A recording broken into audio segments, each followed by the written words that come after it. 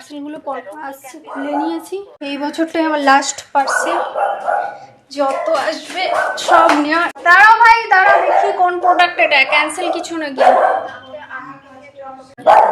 চুপ চুপ কর মধু। মিনি আর আসেনি, জানে আজকে কিছু হবে না, 2-3 দিন হয়েছে।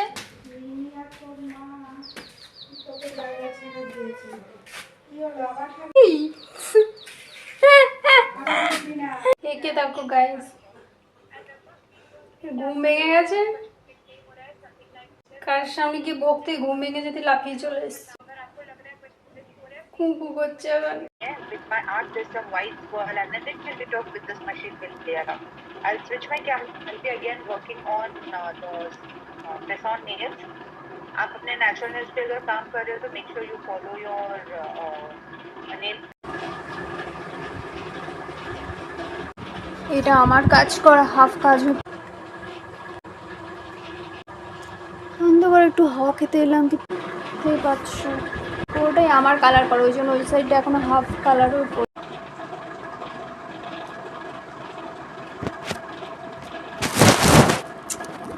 আমার খাটুনিগুলো কেউ আর কোনোদিন দেখতে পায় না, কোনো সময় ফোন থাকে না, তো খেটে নিয়ে আর বানা কাজ করা থেকে সব জায়গায়।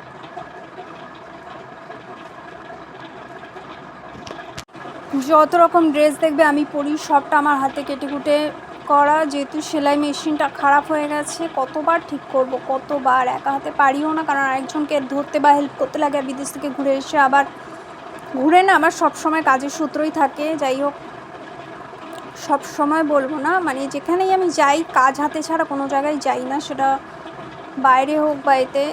যাই হোক, এতে চলে এসেছি, গোডাউন ঘরটায় চলে এসেছি। আর গোডাউন ঘরে ঢুকে বুঝতেই পারছো হাফ কালার করেছি, এখনও বাকি। সিমেন্টে আমি কার্পেট পেতেছিলাম, সেইগুলো আমি চলে যেতেই ওদের গরম লাগে।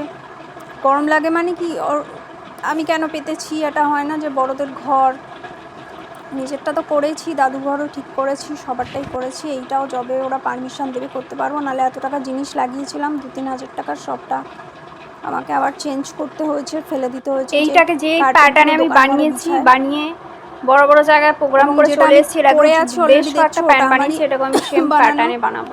কাটতে আমার একদমই ইচ্ছা করছে না। বাকি ফার্স্টেই যেটা দেখলে জিন্স দিয়ে আমি বানিয়েছি, জিন্স কেটে, এবং রাত্রি 2:30 বাজে, ওই জন্য বাইরেটা দেখাচ্ছিলাম 3:10, 2:30 তো বলবো পরে। আর এক হাতে ভিডিও করছি, এক হাতে একবার করছি, আমার এত অসুবিধা হচ্ছে, সেলাইগুলোই আসছে না, আসলে কাটিং কুটিংগুলোই আসছে না, বারবার কাট করতে হচ্ছে, ক্যামেরা ঘোরাতে হচ্ছে, দেখাতে হচ্ছে, আবার ঠিক করতে হচ্ছে। আর ফার্স্টেই দেখলে জিন্সের প্যান্ট কেটে, যেটা আমি জিন্সের এর আগেও আমি বানিয়েছি, কিন্তু সেটা দেখানো হয়নি। এর আগে একটা হট প্যান্ট আর 3/4 প্যান্ট বানিয়েছিলাম, সেটা কেটে। আর সেটা যদি পারি আবার দেখিয়ে দেবো। আরেকটা হচ্ছে স্কার্ট, এবারটা স্কার্ট বানালাম। এবং এত রাত্রি পর্যন্ত ভিডিও আমাকে স্কিপ করে করে দেখাতে হবে। ঘড়ির টাইমিংটা যদি দেখাই,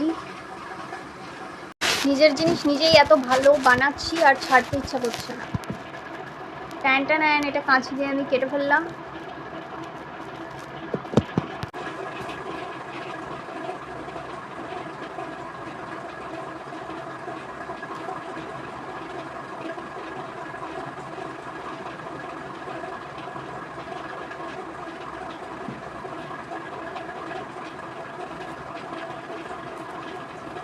আমি নিজেই এখানটা সেলাই করেছিলাম, জাস্ট করতে পারছিলাম না বলে।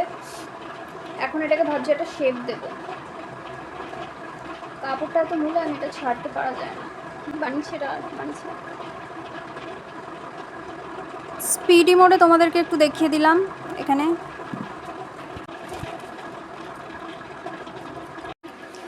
পুরানো এটা ছিল, এবং আমি এটাকে কি বানাতে পারি দেখি। এখন রাত্রি 1টা বাজে, ওটা একদম চার্জ নেই, চলো একটু বসিয়ে নিই। Wow, love it, love it. এটাও দেখতে পাচ্ছ আমার ডিজাইন করা শাড়ি পরে র্যাম্পে হেঁটে ফ্যাশনে আমি কৃষিচন্দ্র পুরলাইজ ডিবাতে চলে এলাম। সেখানে করে কি বুঝতে পারেন ওটা আমার হাতের কাজ করা।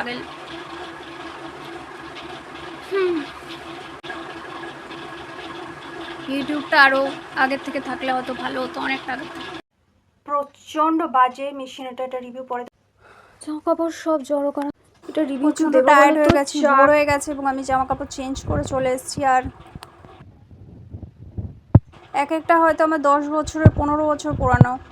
এটা দেখতে পাচ্ছ, এটাও অনেক বছরের এবং ব্ল্যাক যে কালারের ব্লাউজটা সেলাই করছি সেটাও অনেক বছরের, 5 বছরের। তো বিচ্ছিরি, ঘন্টার পর ঘন্টা ধরে চেষ্টা করে গেলাম, কিচ্ছু হলো না, পারাই গেল না। বড় মেশিনটা মা পারেনি বলে একা একা বিক্রি করে দিয়েছে। Tired, fully tired. এত ঘন্টা ধরে চেষ্টা করে চালিয়ে চালিয়ে পরিষ্কার করে মুছে দিচ্ছে। এবার জানি না, এত 3-4 জন এলো যারা এখানে মেশিন চালায়, বাট এই মেশিনটা চালাতে কেউ জানে না, কেউ জানে না।